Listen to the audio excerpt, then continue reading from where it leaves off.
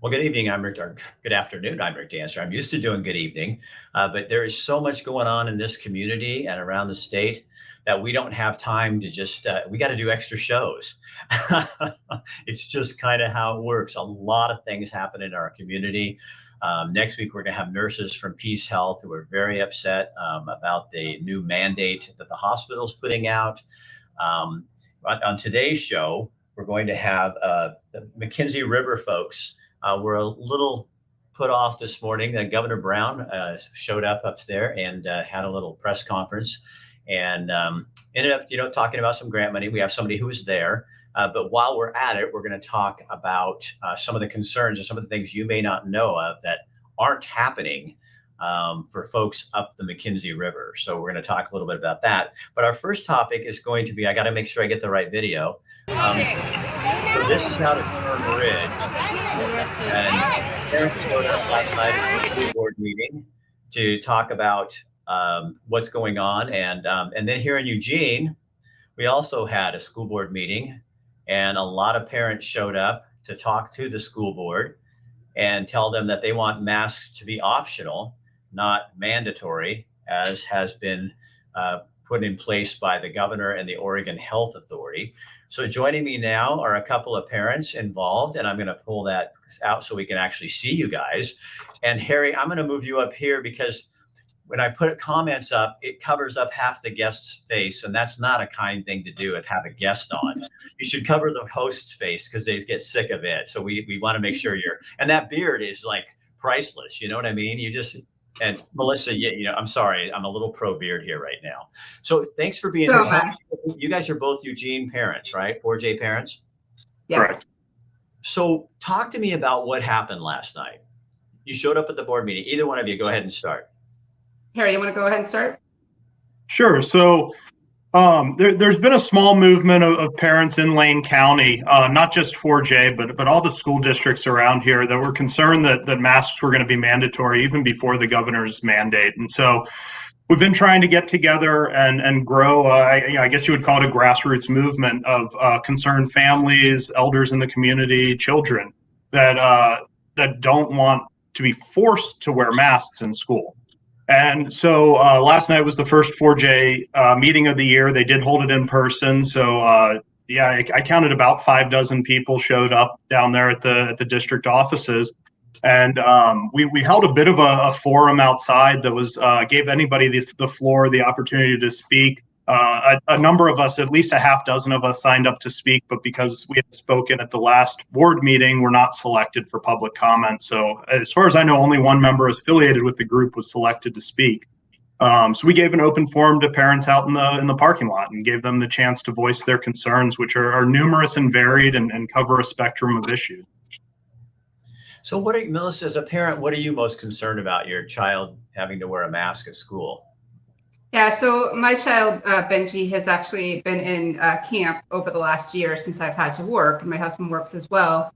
And he's had to wear a mask majority of the day. Prior, he would have to wear a mask even outside. And he would come home just talking about how it was hard for him to breathe. He would come home with a dirty mask. He would talk about feeling anxious. And at times, he would actually get, from his stance, in trouble for taking his mask off. My concern is that at this point in time, I feel that it should be a personal choice, a parent's personal choice, whether a mask goes on their child's face or not. And it's our personal freedoms to choose that for our children. And I'm not going to come on here and pretend to be an expert in science or medicine, but I am an expert in my child. And I have the right to determine on what goes in my child and what goes on my child. And that is why I'm fighting this fight right now. I'm fed up. I think that a lot of us parents are fed up with the government mandates. We just have been strung along throughout this process saying it's just temporary, into it just, get used to the new normal when this is not normal. Functioning on this level within our society is not normal, and it's not normal for our children. And the emotional and psychological impact this has had on our children is devastating. I actually work in child welfare as a caseworker, and I've seen what the shutdowns have done to families and children, and it's not only traumatic work in itself, but it has been tenfold what it normally is. So that is why, like I said, I'm fighting this fight. I'm not going to give up. And we are looking at alternative schooling if we have to, if this mandate is put into place. So what do you guys say to parents that on the other side of this issue who say, well, you're putting teachers and kids at risk because of not wearing a mask because the mask will protect and, that whole thing? Yeah, that's simply not true. Teachers, educators were bumped to the front of the line when vaccines were made available. Anybody who wants a vaccine that's an adult in this situation is free to get one. Children, the science does not support a risk to children. There were less than 400 deaths across the whole country from COVID since this began, which is compared to 50,000 deaths in children during that time. That's 0.2%. They're 0.05% of all COVID deaths have been under the age of 18. So the science just isn't there to support it. And I'm sorry, but parents who say that one death is too many aren't being realistic. People unfortunately pass from this earthly plane, and we can't protect all of them. We can make reasonable accommodations. And so if parents feel more comfortable sending their children to school in a mask, that should be their ability. That should be their right. But for families that have assessed the risk and are okay not sending their kids to school not wearing a mask, that should also be their right. Do you find it interesting too that we've heard all from the beginning, follow the science, follow the facts, and yet it seems like the facts and the science are not being followed, and it's more fear. And it's like, oh, what if? And I agree with you, Harry. I think you're the bravest person I've ever had on here to say something about people are going to die. And by saying that, it's not saying that we have no compassion and we have no heart. But I was listening to some statistics, and there are 1,800 deaths a day in this country from heart disease. And right now, the COVID deaths are like around 300, 400. So do the people that have bad hearts, they don't matter?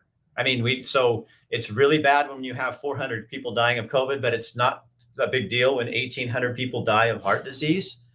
I mean, and the other thing, well, I get off on another tangent. It's like, go ahead, Harry. I'm not a scientist. I do have a college degree. I don't think that makes me more important than anybody else. And I think, the people that are on the other side of the fence here that are calling people like Melissa and myself idiots for what we believe in, we just have a different opinion on how we interpret the facts. That doesn't make us inherently more smart or less smart. We're concerned parents in the community, and I know that there's concerns beyond just the illness, and that people are afraid of virus mutations and the spread. And if everybody was vaccinated, that wouldn't happen. But that seems like a short-sighted approach. Are we going to close the borders of Oregon to other states that aren't as vaccinated? Are we going to close the borders of the United States to other countries that aren't as vaccinated? What's going to prevent all this spread? Is it compassion to let illegal immigrants across the border that may be carrying the virus? Is it compassion to let homeless sleep on the streets where they don't have access to the medical treatments and possibly the vaccine? There's all these issues that aren't addressed. And when you claim compassion, compassion's a complicated thing. And when you talk about public health is a complicated thing. The number of cases is not the only factor in here. We have to consider the mental well-being of our children, the economic effects, the fallout, the ripple effect from all of this that we're only beginning to feel. Exactly. So Jamie Prescott, I don't know what district you're in. It says our superintendent sent out a letter today that said the fines that they're facing are absurd, but he's not happy and will continue fighting for local control. It is, I mean, Harry, you bring up some really very tough topics because, I think it is. I was listening on the radio this morning and, people were talking about all the people coming over the border with COVID, and we're not supposed to talk about that. By me even mentioning that, now all of a sudden I'm a racist or something. And no, it's a fact. It's a fact. Mm-hmm. And yet they want us to take our kids and say, you have to have a mask on when we're not doing it. I mean, inconsistency and hypocrisy are really telling. They tattle on you, and if you are a hypocrite and you're saying one thing out of one side of your mouth and doing something else out of the other side of your mouth, people pick up on it. And I think they've gotten away with it for a long time. And I think, what do you think changed? Because do you think now we know more about what's going on and that there's more facts, so parents are more apt to say, no, you know what, we did this once. we're not doing this again. I agree. I think that is exactly what's happened. And I think that parents, like I said before, are fed up. They've been strung along and said, oh, it's just, for this short amount of time. And I've even told my own child, Benji, it's okay, buddy. It's just temporary. It's just temporary. It's just temporary, but it's becoming permanent. And I'm not going to allow my child to endure that any longer. The mental health of our kids is the utmost important. They're our future. They are what is going to, guide us in this earthly planet. And I am not going to allow for that to occur. I think that instilling fear into our children, and that's exactly what this is doing, is absurd. And I refuse. I have had friends of mine whose children now are afraid to get out of the car without a mask on, even though their parents are telling them, you don't need it, honey. You don't need that mask on your face. And they believe that they do. They have been indoctrinated to believe that they are not going to be safe and they're going to get sick and die if they do not have a mask on their face. And that is unacceptable in my eyes. So Amanda, I see you on here. I know we tried to get the email to it and I couldn't get it to connect. I tried calling. So we did have parents from Fern Ridge who were also going to join us on here. And it's just technology, or it's Rick Dancer just not being very smart. But it probably is a combination of the two things. I do that. When you oppress people, you wake them up. So here's what I want you to do. Let's wrap this up with, you guys are looking at options. I understand nationwide school choice is starting to come up as an option. Like maybe parents should have a choice. If they don't want their kids to go to a school with kids who aren't masking up, then they can go someplace, and then parents can take their money and go other places if they want to have their kids go to school without masks. It's a conversation now that is probably going to scare the hell out of some people, but it's been something people have been talking about a long time. You have a meeting today at 2:00 to be talking about options. Talk about that a little bit, Melissa. Yeah, so we are meeting today at 2:00. Hopefully it's not going to rain, but even then we're still going to meet at Maury Jacobs Park from 2 to 4. And we're going to be talking about co-ops and or homeschooling pods that are going to be created as an alternative if the mask mandate does happen to go through, which we believe it will. So we're just trying to be proactive and make sure that our kids are going to be getting the schooling that they need. And in all honesty, I think the grassroots movement around that is more positive as far as, the education of our children in the future. And I think it's going to be kind of a new thing that's going to start popping up. And I think it's a very positive thing. One of the problems, I think, for public education, and my parents were both public educators. My dad worked for the OAA. My grandmother was a public educator. My sister is I think people have seen too much now, and they realize we can do this a different way. And by continuing to push this, I think the governor and the unions are really screwing themselves. It's my show, I can say it. I think they're really screwing themselves, and they're going to find that parents are going to go, you know what, we figured out we don't need this. We can do it a different way. And shame on you for pushing something so hard. And this is what you get, not you, too, them. So you guys, thank you so much. And you know what I love is you're involved. I love that parents are getting up and saying, I have to get involved. Because listen, folks, that's what we have to do. We can't keep not speaking out. We have to speak out. And that's what scares the hell out of people, because there is a cost. I can show you my email, but I'll tell you what, you have to be speaking out for what's going on and call things out when it doesn't sound right. Was the meeting as wild as the media was talking about today on their morning newses and stuff? Not that I watch, but I see stuff online. There was. So the meeting was great. They did open up the room to families, and there were several kids. Melissa and my child both attended the meeting, which they get to see the public process at play. Amazing.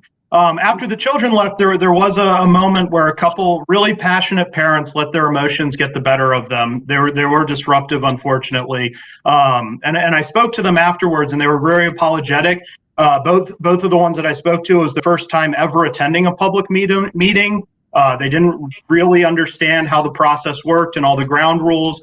Members of our group spoke to them, and they listened, and there was one outburst, and after that the meeting went flawlessly. So I think it was a great opportunity to expose new people to the public process. Melissa, there's people asking, would you put the details of that meeting today in the comment section for folks? Absolutely. Okay, yes. And then there's a couple comments on here. Do you know that the vaccine doesn't prevent COVID, right? Yes, I do, Kimby. I do know that. And even vaxxed, you can get it. And yes, Cherie, I know that even vaxxed, you can get it. But still, even vaxxed and no vaxxed, children are not at high risk for getting this. And children are who go to our schools. And the teachers probably, well, they have all had the opportunity to be vaxxed. And that's the big point I think that people need to make. Everybody, all of us have had the opportunity to be vaxxed or not. So you've taken your own risk at this point. That's called taking care of yourself. That's called what we do. And that doesn't mean you don't care about other people and that they care about people more than you do. That's just horse shit from the government. That is not reality. The reality, because do we do that for the flu? Do we do that for any other disease that comes in? No.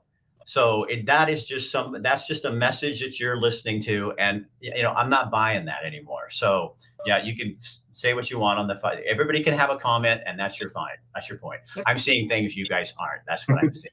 I'm going to pull you guys out because we have another topic. Thank you so much, both of you. Thank you so much, Rick. Appreciate your involvement. All right, you guys. So that's not all that's going on. Governor Kate Brown was in Blue River today. And making some announcements of sorts. But when the community found out that she was coming, some folks got a little bit upset because she hasn't been there before, like when the fires happened and all this. And here to talk about that is Janice Myers. And we've been on the phone all morning, back and forth. You got the call last night. She was coming to town, and people up the river were a little upset. I think that there's been, yes, that's safe to say. There is a handful of people that obviously, are staunch supporters of Kate Brown and also very appreciative of some of the work that she has done for the community as far as funneling some well-needed finances, especially towards Blue River. But also there's a large number that it's hard to swallow the visitation. Let's put it that way. So she did announce that there's like funding coming for the clinic, for what else? The library has gotten some funding, which is great to be able to get that up and running again. It's been a vital part of the community for many years to just, for educational purposes, relaxation purposes, a fellowship area to meet. But then also there's money going towards the clinic, which is a substantial need for that to be up and running again, since we have so many elderly folks and people that just rely on that clinic to be up and running. And then there was a chunk of money set aside to really work on the infrastructure of Blue River, which included the plumbing, sewer, making it more of getting people off of well and septic and putting them more into like a city type sewer system. All stuff that is vitally needed. But there's So to give credit where credit is due, that was a good thing. But you took an opportunity, because what people don't see and the headlines don't point out is how many families are still living in motels. Mm-hmm. And you had a neighbor or someone in your area that took their life over frustration of what's going on up there. And you've got planning, the planning department. You can't get permits. You guys are stuck where other places are getting their permits. In Lane County, you're not getting your permits. Talk to me about that, Janice. So there's a bottleneck somewhere. Discovering where that bottleneck is has been very frustrating. It seems to be that the Lane County is feeding us a lot of stories, a lot of information, none of which is helpful and none which answers our questions. When you have folks in our area that have sold their property, moved to an area like the Gate Creek area, the Mill City area, Beachy, from those areas, purchased property, and within 7 weeks to 10 weeks of turning in their permit are now in the building process. In a 7-week period, why are we a month out from being a year anniversary of this fire and we have folks that don't have permits?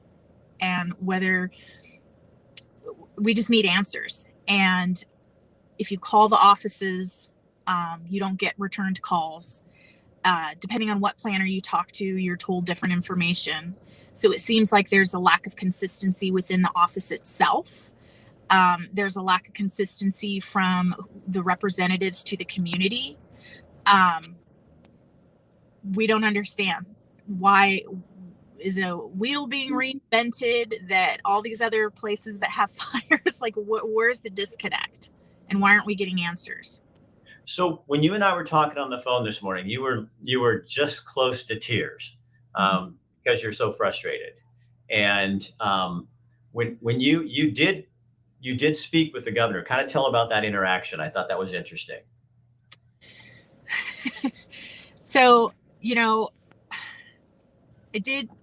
she came up to me and she saw Iron Forest on my shirt, wanted to know, what were we about? Briefly, just for a minute, kind of told her our story up here on the river. And she said, that's great. We'd love to see that here. I'd like to connect you with some folks from our offices. And then it was basically from there, well, what can we help you with to help get this business up and running? And I gave her a couple list of things, but I ended the conversation basically by saying, more importantly than us getting up and running is there's a need in this community in the planning department where we need to get permits issued. We have folks still living in hotels and they have to move from hotel to hotel. And it's almost been a year. And and her response basically was, well, that's a county issue. And I wasn't satisfied with that answer, maybe made a snarky comment towards her in regards to that. But then she was basically, yeah, it's a county thing, and turned around and walked away and went to the next person to speak to. So yes, I understand there is a difference between county versus state, but I guess from our standpoint, we would like, if anybody could put pressure on another branch of the government, we would have hoped it could have come from the state representation, which it didn't. So where does that leave us? What is your biggest concern for your community of McKenzie River, Blue River, Vida? I mean, people are selling like crazy and get there because they're fed up and they just are selling their property. What is your concern? The community is going to die. I know that there is a strong resilience. We have a whole McKenzie Strong, hashtag that goes along. There are a lot of people that, like us, will claw and dig our nails into our land and say we're not leaving. But there are people that just don't have a choice, and it can be too overwhelming and too much. At what point do you draw the line between your need to stay and your mental health to where you're like, I just can't deal with and take this, anymore? Where am I supposed to go from here? And you have people who are generational land that's been passed on and passed on. They're leaving. They're leaving businesses. They're leaving their homes. They're selling. Some of them are, going out of. Uh-oh. What are you going to do? So if you could sit down with we already talked to the governor. I guess now if you could talk to the county commissioner, I guess you go to the top. Now, if you go to the bottom, that's me. Yes, start at the bottom. The next step up would be the county commissioners from the bottom. What would you say to your county commissioners? Our county commissioner, I feel, has done some productive work for us from the legislative stance. I do believe that is true, but I also feel like there's so more that could be done, not enough pressure being put on the planning offices. So if they can't move mountains, then who can for us? I think that's what we're trying to find out is, I feel like the county does not necessarily truly understand the hurt that this community is going through. You can drive through and visually see burned out places, etc., and go, wow, this massive fire, this is terrible. But to hear the individual one-on-one stories of people being underinsured, the county taking so long to approve a permit that the lumber prices have gone up, and now they can't afford to even build with the insurance that was paid. Now they don't have a choice but to sell and move. I mean, these one-on-one stories. There's the thing that people don't understand when it comes to the planning department. These rules and regulations were all written for a metropolitan area. That's the way planning departments write their building codes and have all their rules. We're rural residential. We're up in the mountains. So a lot of these rules don't apply to us. So you're trying to take a set of rules and force them into a community that we don't match with these rules. And so therefore they don't know what to do with us. And so it's a feeling of like these made up rules are trying to force us to follow rules when it comes to the permitting and building process. They really don't apply to us in any way because we're not in the metropolitan area. So I think this fire took this county by surprise. They've never dealt with it before. They don't know how to handle some of these unique instances on these individual type properties, which almost have to be handled individually. And so they're overwhelmed. But at the same time, that's not our problem. You know, like if I'm a business owner, which I am, if something's not working right in my business, I'm the owner. It's my responsibility to figure out where the bottleneck is and to get it fixed. It's not my customer's responsibility and it's not their responsibility to fix it. It's mine. And so we're tired, we're hurting, we're running out of money, and we don't know what to do, and we're not getting answers. Because isn't that where government's supposed to pick up the slack for people? That's kind of how I always look at government is, I know they're not a private business, but when you become, your red tape becomes the problem for people basically trying to live. If I guess the part that's kind of hypocritical is everybody said they were so sorry and, oh, we're going to get them back up and running. And it's like, maybe you need to drop some of your rules. And you were even talking to me on the phone this morning that there was some of the things they said they were going to do, or now they're kind of reneging on some of that a little bit.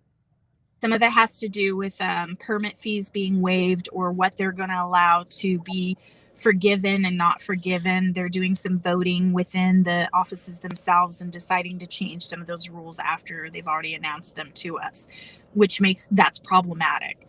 Some of the permit fee waiving is for your home only, and it has to be in the same footprint. And there's all these certain rules with it. But you also lost a shop or a barn or a shed at the same time, you don't get the fees waived for that.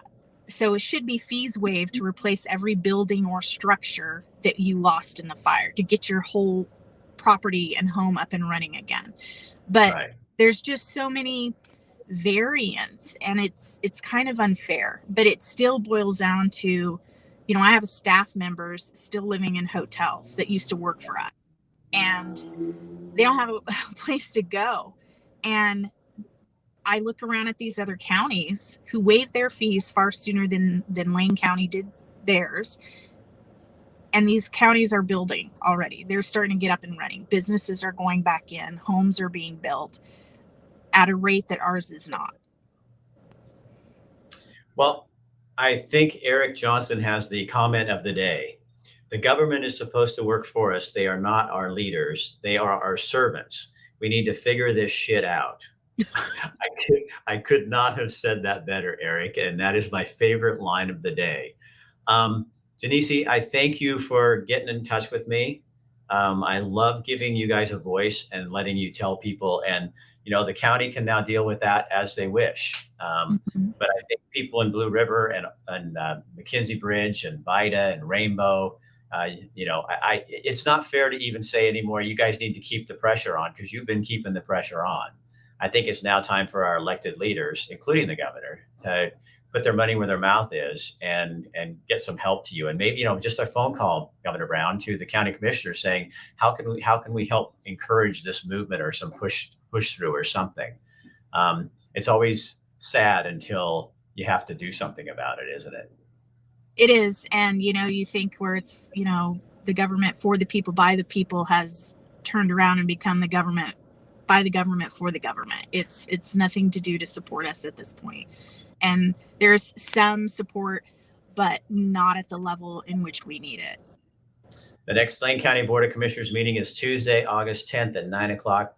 Please sign up, Harry Sanger says, and speak if you are available. And you know what I think would be really powerful is for people here in the city to speak for people up there. Because you've already been screaming, but we need to be screaming and talking and getting involved in this too and saying, can't do this anymore, you know? I think it's the point where people have just forgotten about us, Yeah. Came Well, through we're gonna keep reminding them. Yeah. Okay. Thank you. You're welcome. And thanks for reaching out and letting our audience know what's going on. And we appreciate your strong little community up there. All righty. Thank you. You're welcome, hon. All right. So there you go. Once again, God, keeps falling on us, doesn't it? As the voters. You guys, I just get a little tangent here for myself. This is the cost of apathy, and we've been apathetic for decades. And now parents are starting to wake up. Teachers are starting to wake up. People, we can't keep doing this the way it is, and we can't. Like Eric said, they work for us.